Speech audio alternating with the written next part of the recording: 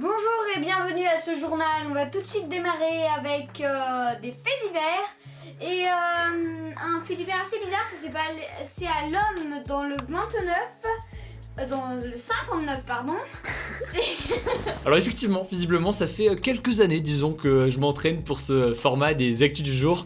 Plus sérieusement, merci beaucoup pour tous vos messages d'anniversaire que j'ai reçus aujourd'hui sur Instagram après la diffusion justement de ce petit extrait que j'ai retrouvé qui date de 2011, donc j'avais 2008 pardon, donc j'avais 11 ans à l'époque et apparemment je tournais déjà des petits formats d'actus du jour. Merci beaucoup pour votre confiance déjà depuis plusieurs années maintenant sur la chaîne. C'est une vraie chance que j'ai et j'en suis conscient de pouvoir à 24 ans faire ce métier et cette mission super importante, essentielle, il me semble même en démocratie d'information, de pouvoir le faire à ma modeste échelle et c'est juste une chance énorme, la confiance que vous nous accordez et de pouvoir se développer et développer des formats, ces actus du jour, les reportages, etc.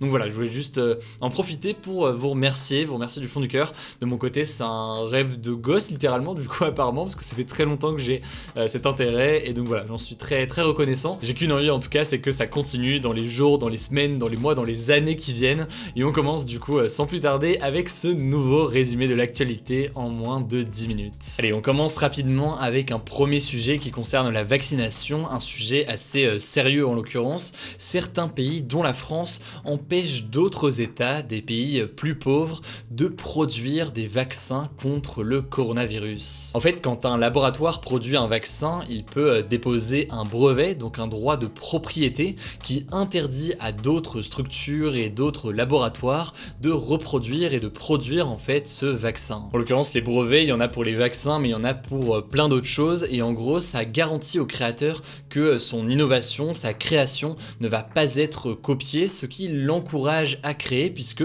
il sait qu'il aura un retour sur investissement si jamais il fait une découverte. En gros, l'idée c'est de dire, vous avez travaillé pour faire une découverte importante et faire une innovation, vous allez déposer un brevet dessus et comme ça protège ce travail que vous aurez fait sur cette innovation. Ce qu'il faut savoir par contre, c'est qu'il existe un certain nombre d'exceptions qui permettent de lever, donc de mettre fin à ces brevets et donc de copier les innovations. Par exemple, quand des pays pauvres sont touchés par de graves maladies, comme par exemple le paludisme, la tuberculose ou encore le sida, et qu'ils n'ont pas les moyens en l'occurrence pour concevoir eux-mêmes certains de ces vaccins ou alors de ces médicaments, eh bien ils peuvent ne pas respecter les brevets et donc copier en quelque sorte la recette des médicaments qui existent déjà, ce qui permet d'aller logiquement beaucoup plus vite dans l'urgence et quand on manque de moyens. Alors en octobre dernier, l'Afrique du Sud et l'Inde ont demandé à l'Organisation mondiale du commerce d'autoriser les pays en difficulté à produire les vaccins qui sont développés par les pays riches et qui sont donc actuellement sous brevet,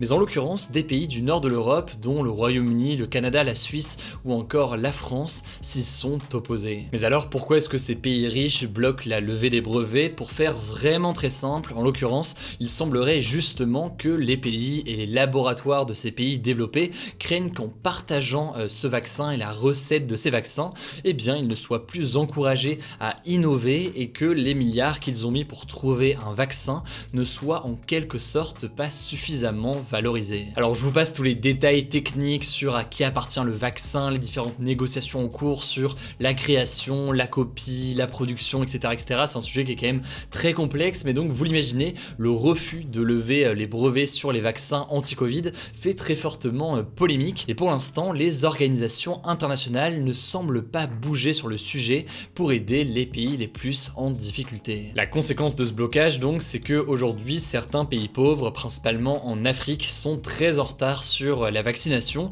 On en avait déjà parlé, il y a un dispositif appelé COVAX qui est développé par l'Organisation mondiale de la santé qui est censé aider ces pays pauvres et leur fournir gratuitement des vaccins. Le truc c'est que ce programme, qui est financé d'ailleurs notamment par les pays riches, accumule beaucoup de retard ces derniers jours. A noter au passage en l'occurrence que la vaccination semble progresser en France. Environ 14% de la population française a été vaccinée ou a reçu au moins une dose du vaccin. Le Stade de France a été transformé aujourd'hui en centre de vaccination géant pour vacciner près de 10 000 personnes par semaine. 7 hôpitaux militaires partenaires ont également commencé à vacciner. On verra donc si tout ça va permettre à la France d'accélérer sa vaccination dans les jours à venir. Allez, on continue avec le sujet du jour. Le président russe Vladimir Poutine peut désormais rester à la tête de la Russie jusqu'en 2036. En fait, ce week-end, Vladimir Poutine a signé une loi qui l'autorise à faire plus de 2 mandats consécutifs de président, donc d'être élu plus de 2 fois d'affilée comme président, ce qui n'est normalement pas autorisé en Russie. Alors cette loi elle est nouvelle, mais en l'occurrence, il faut savoir que c'est pas la première fois que Vladimir Poutine atteint la limite de 2 mandats de président et qu'il trouve une solution pour rester en poste au-delà. En 2008 par exemple, après 2 mandats de 4 ans en tant que président de la Russie, et bien pour rester au pouvoir, il avait mis Medvedev candidat à la présidentielle, lui était devenu ensuite le premier ministre de Medvedev, il avait fait ça pendant 4 ans, avant ensuite donc de retourner en 2012 en tant que président de la Russie lui-même. Bref, pour faire simple, Vladimir Poutine est à la tête de la Russie depuis 2000, il aurait dû quitter le pouvoir là en 2024,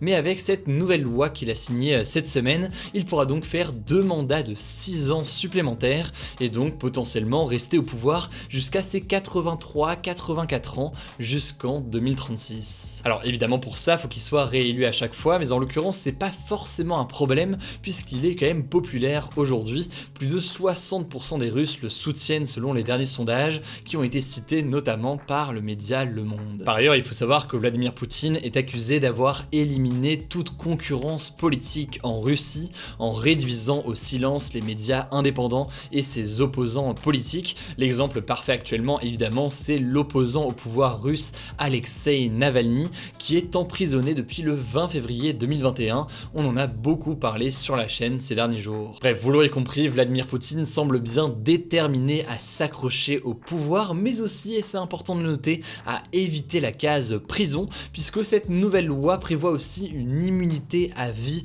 pour lui et pour tous les ex-présidents russes, alors qu'il est accusé de corruption et de réduire au silence l'opposition aujourd'hui. Logiquement, ça l'arrange plutôt bien d'être immunisé et de pouvoir, dans tous les cas, éviter la prison. Allez, comme chaque jour, on est parti pour un résumé de l'actualité en bref, et on commence avec ce premier sujet en France. Beaucoup d'élèves n'ont pas pu suivre les cours en ligne aujourd'hui à cause de différents bugs, et ce alors que l'école à la maison reprenait aujourd'hui. En gros, ce matin, plusieurs plateformes comme par exemple le site du CNED qui fait des cours par correspondance étaient inaccessibles selon le ministre de l'Éducation nationale Jean-Michel Blanquer. Ces bugs étaient dus à des attaques informatiques apparemment venues de l'étranger pour empêcher les serveurs de fonctionner. Le truc c'est que en plus du CNED, eh bien plusieurs ENT, donc des espaces numériques de travail, étaient eux aussi inaccessibles. Jean-Michel Blanquer a alors reconnu qu'il y a peut-être effectivement eu trop de monde d'un coup sur les serveurs et que du coup ils n'ont pas tenu. Quoi qu'il en soit, a priori tout est revenu progressivement à la normale dans l'après-midi. Deuxième actu, en Asie du Sud-Est et plus précisément dans 2 pays, l'Indonésie et le Timor oriental, de fortes inondations provoquées par un cyclone ont causé la mort de plus de 157 personnes et la disparition de dizaines d'autres. Alors les sauveteurs essaient actuellement d'atteindre les zones les plus touchées, mais en l'occurrence les routes démolies et les ponts recouverts de boue compliquent logiquement leur travail. Il faut savoir que les inondations et les glissements de terrain c'est des phénomènes relativement courants dans cette région, notamment durant la période des pluies, mais des défenseurs de l'environnement pointent aussi du doigt la déforestation dans la région, une déforestation qui en fait va favoriser ces catastrophes en aggravant le problème. Au passage, on vous parlait hier de ministres accusés d'avoir dîné dans des chics restos clandestins en plein confinement,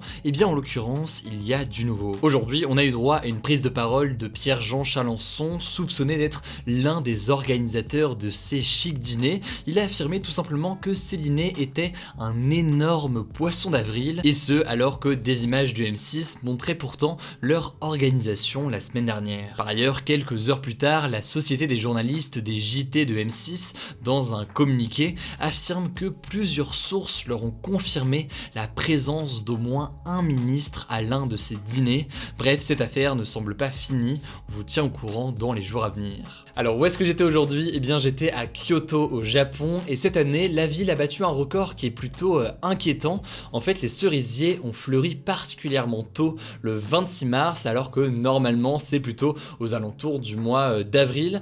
En fait, une floraison aussitôt, ça remonte à très longtemps, plus de 1000 ans, et apparemment, visiblement, selon les scientifiques, il y aurait une tendance ces dernières années à ce que la floraison soit de plus en plus tôt, notamment à cause du dérèglement climatique. Alors attention, c'est pas juste la floraison cette année qui permet de conclure qu'il y a un dérèglement climatique et un impact sur la flore au Japon, mais c'est bien la tendance sur les dizaines de dernières années qui tend à montrer que c'est progressivement de plus en plus tôt. Alors le débat hier, c'était le suivant: le montant d'une amende doit-il être proportionnel au revenu de la personne qui la reçoit? Vous le voyez actuellement, avec les résultats, vous êtes assez partagés, même si c'est quand même le oui qui semble l'emporter dans ce débat. Quant au débat d'aujourd'hui, eh bien il y en a un, je suis plutôt fier, je pense qu'il est assez intéressant comme celui d'hier, assez fier de cette série pour l'instant sur le début de la semaine. Le débat c'est le suivant: faut-il lever les brevets sur les vaccins contre le coronavirus? C'est donc tout le sujet qu'on a évoqué aujourd'hui, et pour participer au débat, ça se passe directement dans le sondage et dans les commentaires,